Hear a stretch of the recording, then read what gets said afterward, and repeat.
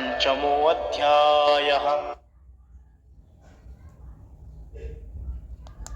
Volume up, Chapter 5.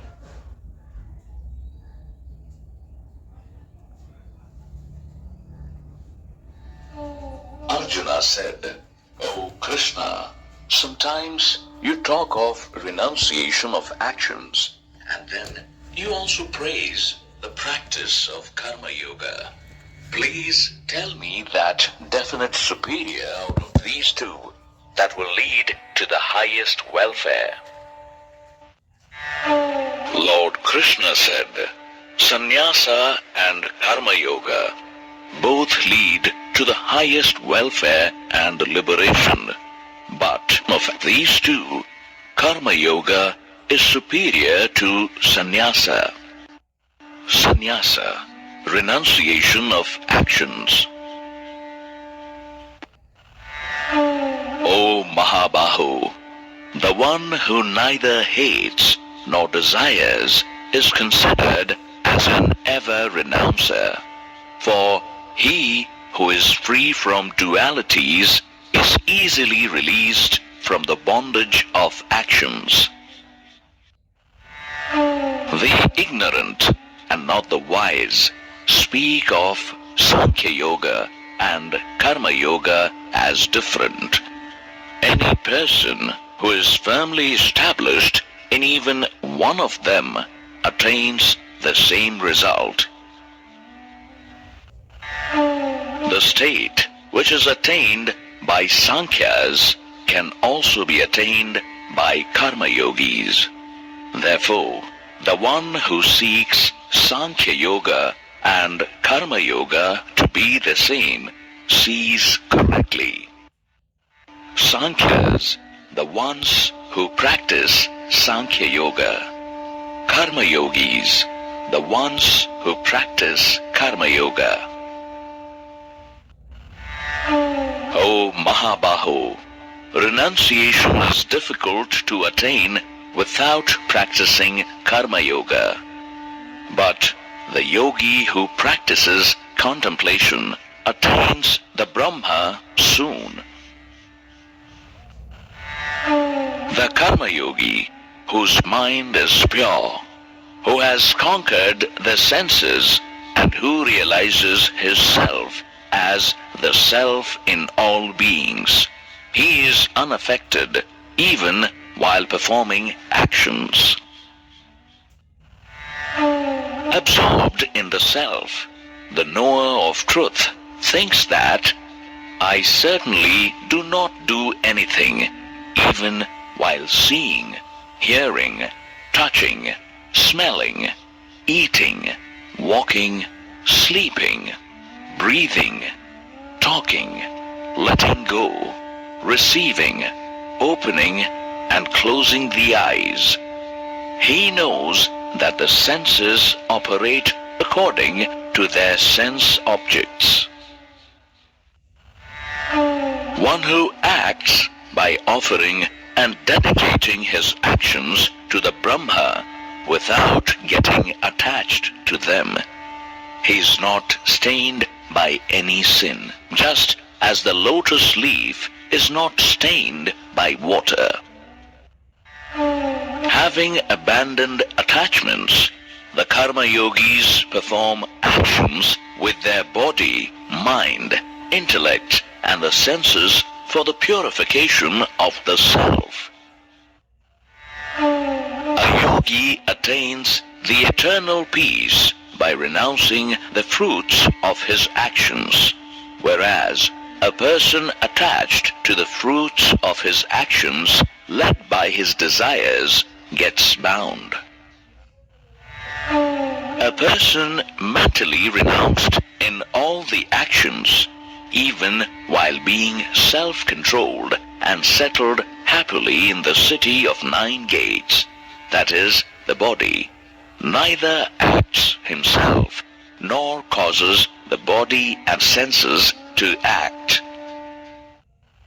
The Lord neither determines the doership of men, nor their actions, and not even their association with the results of actions, but it is the nature that acts. The omnipresent Lord does not take demerit of sinful deeds or the merits of saintly deeds of anyone. Men are deluded because their wisdom is enveloped by ignorance. But for those who have destroyed this ignorance by the knowledge of the self, that knowledge, shining like the sun, reveals the Supreme Self. The one whose intellect is completely absorbed in the divine, whose mind is one with him and is established in him. Such a yogi, with his sins wiped out by wisdom, attains a state from where there is no return and becomes free from the cycle of rebirth. The wise look upon a Brahmana enriched with knowledge and humility, a cow, an elephant, a dog, and the crooked with equanimity. Those whose mind is established in equanimity have conquered this mortal world too. For the Brahma is innocent and is equanimous to all. Therefore, they are established in Brahma.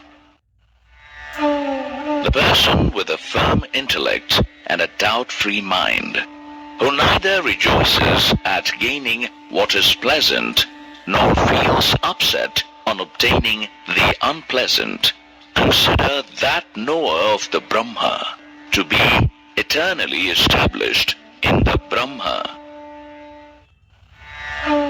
The one whose mind is unattached to the external sense objects, he experiences the joy that resides in the self. By engaging himself in the meditation of the Brahma, he enjoys the eternal bliss. O Konteya, the pleasures that are born out of contact with the sense objects are certainly the source of suffering and have a beginning and an end. Therefore, the wise do not indulge in them. The person who is able to withstand the urges of desires and anger before leaving his body, he is a yogi and the happy one.